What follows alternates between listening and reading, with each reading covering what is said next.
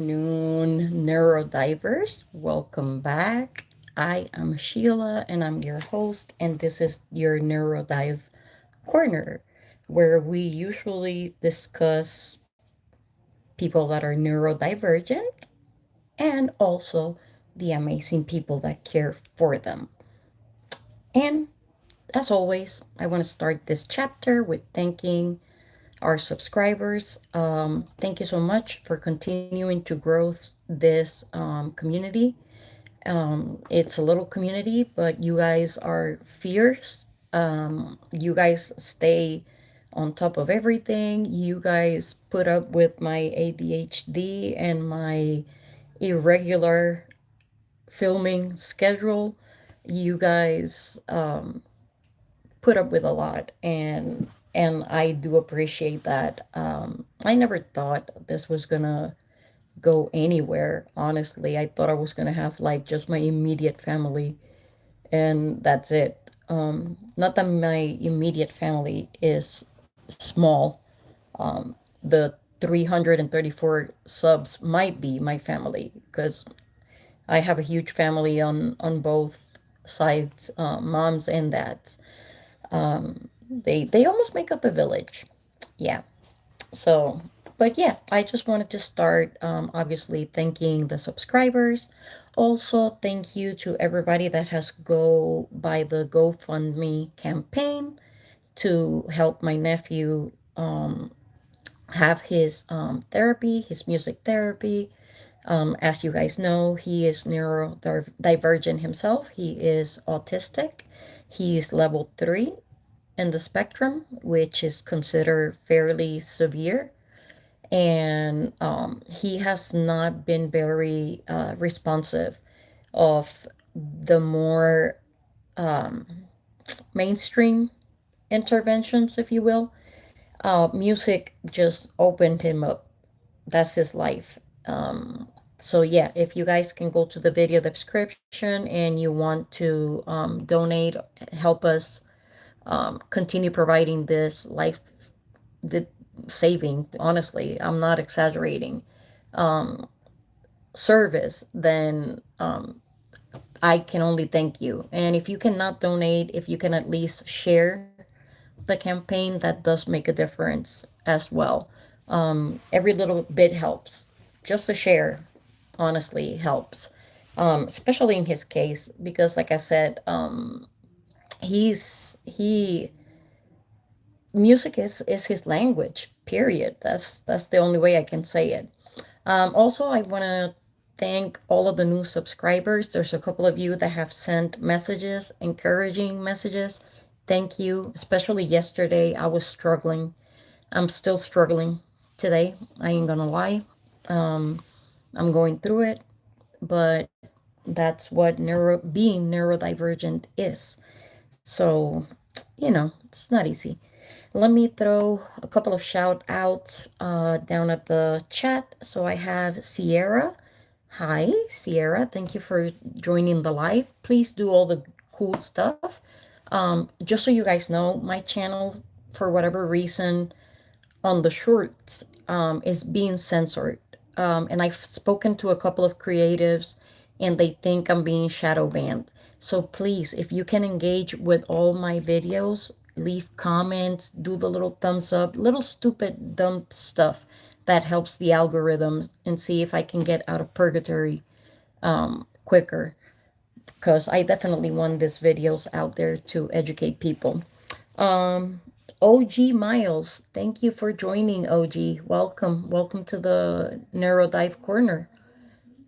Eduardo Nathan, nice to meet you. Thank you. Thank you for joining. Oh, Sierra, sorry. Again, ADHD, so I speak in circles. I go all over the place. My lives can be a little chaotic, but I promise you I'll bring it back to the point. So the topic today is collective trauma. And you guys are probably going to ask, what made you talk about collective trauma? And you guys are going to laugh. So it started last night. I couldn't sleep and I was reading. And I was reading an article about the Gen Z face, or the Gen Z stare, whatever they want to call it. I don't know why people have so much issues with generations and Gen Z. Mad love to all my Gen Zs out there. If there's any, I know the our community is on the little middle age spectrum, but if there's any Gen Zs, millennials, zillennials, anybody out there, thank you for joining. I know I'm a little crazy. I am neurodivergent after all. So let's talk about collective trauma.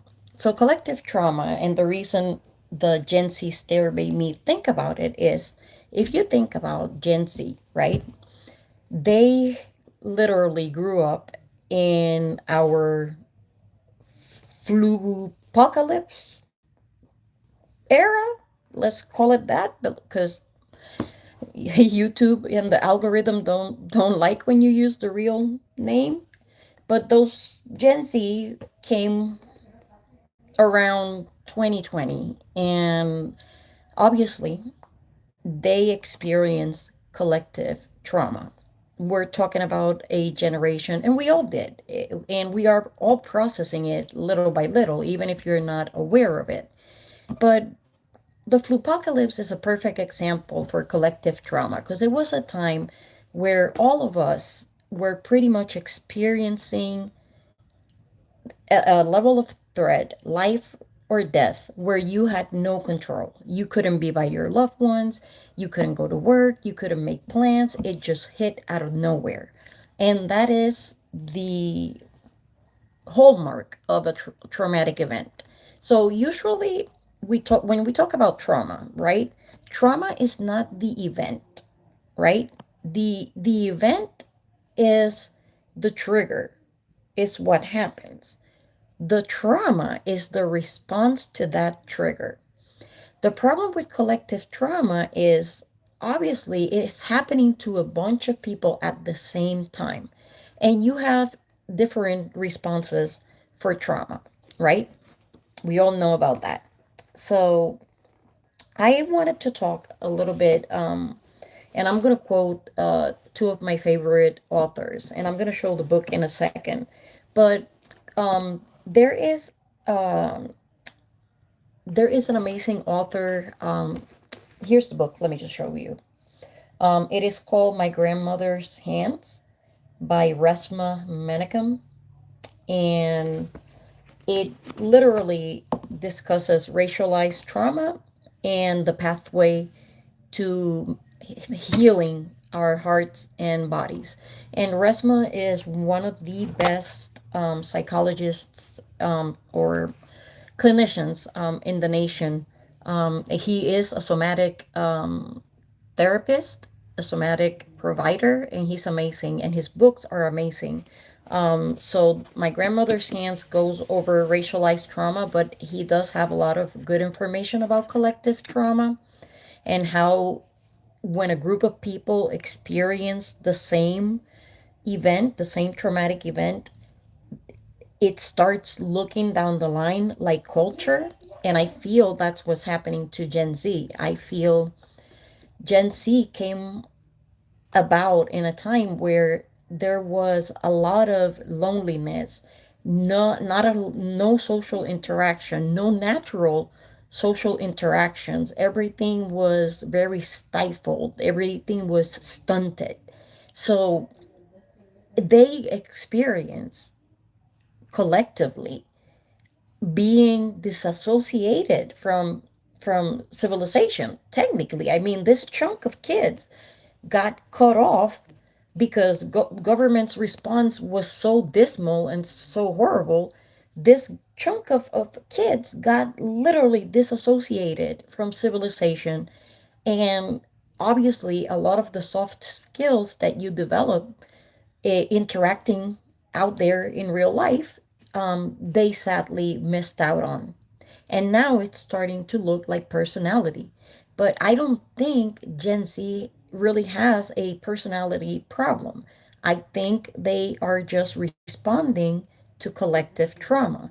I mean, not only did they survive the flupocalypse, they have been watching how all of the adults around them systematically keep destroying the safeguards that will help them in the future.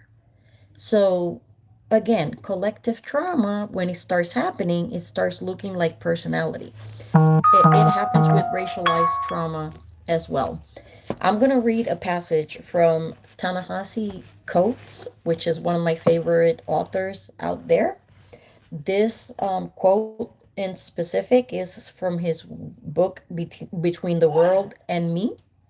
And it says, but all are phrasing, race relations, racial chasms, racial justice, racial profiling, white privilege, even white supremacy, serves to obscure that racism is a visceral experience, that it dislodges brains, it blocks airways, it rips muscle, it extracts organs, it cracks bones, it breaks teeth.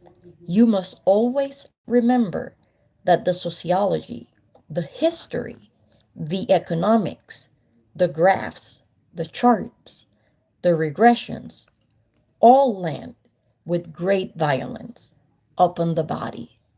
Now, obviously, he's talking about black bodies in here, but I feel that trauma in general does that. There are usually four responses to trauma. People know the main ones, fight or flight, but you actually have fight, flight, freeze, and fawn. And some people add annihilation. I don't like to add that because to me, we are quick as human beings to embrace violence and to embrace our worst instincts, right? And that is never good. And I wanted to talk a little bit too about some symptoms of collective trauma that might be happening in your body, and you might be thinking it's something else that is causing it. And it is actually trauma within your body that has not been processed and has not been, I say digested, but metabolized, because a lot of us, it's very difficult to do the work. I'm not going to try and sit here and pontificate and say that I do therapy and I'm so elevated. No, I actually struggle with therapy. I don't always find it efficient or even to have any efficacy. There are some exercises that are very useful. Finding a good therapist is key, and that can be very frustrating because it's almost like dating. And if you don't click with your therapist, it's pointless. You're not doing anything at that point in time. Same thing with saying self therapy. You can practice and you can do your exercises and such, but you cannot give yourself therapy. Somebody needs to monitor.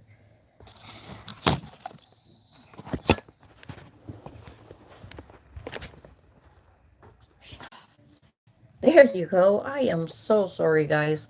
I never had that issue before. But you, if you are from the south, you know we don't have winter, we have weather. So I am so sorry. Thank you for holding down the fort, you guys. I'm surprised that you guys were not making fun of me in the chat and tearing me up. That lets me know that you guys actually are getting something out of it or are enjoying something. So anyway, so let's get back to talking about collective trauma and our poor Gen Z generation and their stare. Even though I have that blank stare myself too, because ADHD causes that to me. Like you could be talking to me and I'll be like,